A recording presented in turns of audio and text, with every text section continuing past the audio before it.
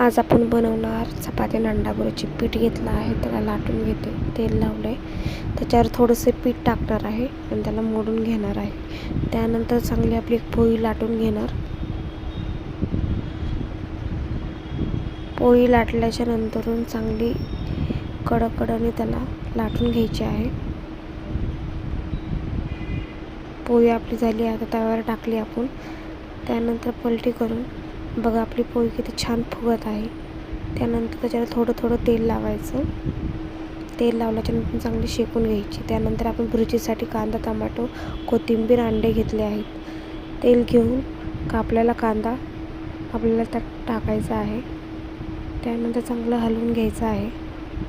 कांदा चांगला परतला की त्याच्यात टमॅटो पण चांगलं परतून घ्यायचं आहे. त्यानंतर अद्रक लसूण पेस्ट, बिर्याणी मसाला, चिकन मसाला, अंडा मसाला आणि थोडंसं तेल टाकून त्याला परत एकदा हलवून घ्यायचं आहे. वरून कोथिंबीर आणि अंडा टाकायचा आहे. आता आपण 2 अंड्याची भुर्जी करत आहे. तर 2 अंडे टाकल्याच्यानंतर त्यावर मीठ टाकायचं आणि चांगल्या प्रकारे त्याला एक मिश्र करायचे.